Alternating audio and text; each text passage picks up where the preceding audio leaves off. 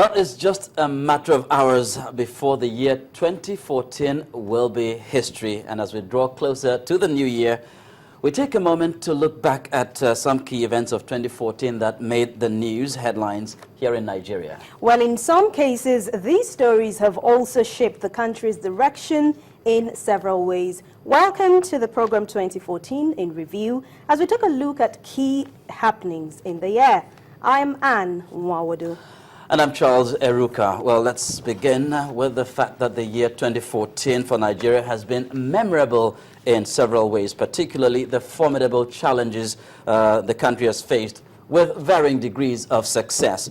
From insecurity to health to the economy, Nigeria weathered various storms at key points during the year. Now, one event that had the potential of a major national humanitarian disaster was the unexpected appearance of the Ebola virus disease on the nation's soil.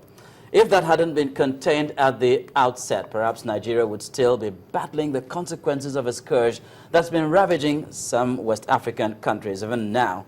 It all began when a 40-year-old Liberian, Patrick Sawyer, flew into Lagos, Nigeria on Sunday, July the 20th, exhibiting symptoms of illness. He was admitted into a private hospital, First Consultants Medical Center, where he was isolated and tests carried out in collaboration with the Ministry of Health and the World Health Organization. The patient was subjected to thorough medical evaluation, where laboratory investigations were also carried out. His blood sample was taken to the advanced laboratory at the Lagos University Teaching Hospital, LUTH, which confirmed the diagnosis of Ebola virus disease. 2 days ago, that is Tuesday, July 22nd, the Lagos State Ministry of Health received information concerning a suspected case of Ebola virus disease from a private health facility. Details of the suspected case were obtained from the health facility, and this includes that he is a 40-year-old Liberian working for a West African organization in Monrovia, Liberia, who arrived in Lagos on a flight from Monrovia via Lome on Sunday, July 20th at about 4 p.m. The patient was admitted and detained on suspicion of possible Ebola virus infection, while blood samples were collected for testing.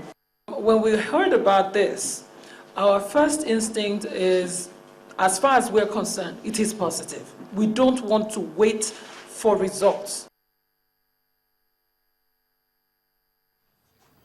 Well, 5 days after arriving in Nigeria, Mr. Sawyer succumbed to the deadly disease, but not before infecting the doctor and some of the medical personnel who treated him.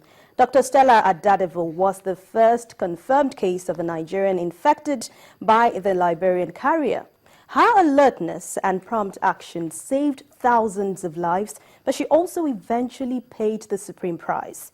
Aside from Dr. Adadevoh, 8 other people died of the Ebola virus disease, including 2 in Port Harcourt, the River State capital. The others were in Lagos. Now, 12 other people who were infected after coming in contact with the disease survived. Dr. Adadevoh's timely action, as well as the interventions of the federal government, the World Health Organization, and state governments, particularly River State, ensured that the Ebola outbreak was contained. President Jonathan was said to have emphasized the need for everyone to work in unison to overcome Ebola, as the Minister of Health gave the status report. 2 Nigerians, 1 Liberian American are dead. 7 are alive, many of them making progress. Then in terms of surveillance, presently in Lagos, 177 persons who are both primary and secondary contacts are under surveillance. Now, with the end of the 21-day maximum incubation period, those who are primary contacts who have not developed the disease will no longer continue to be on surveillance. In Enugu, we have 21 secondary contacts, who are on surveillance.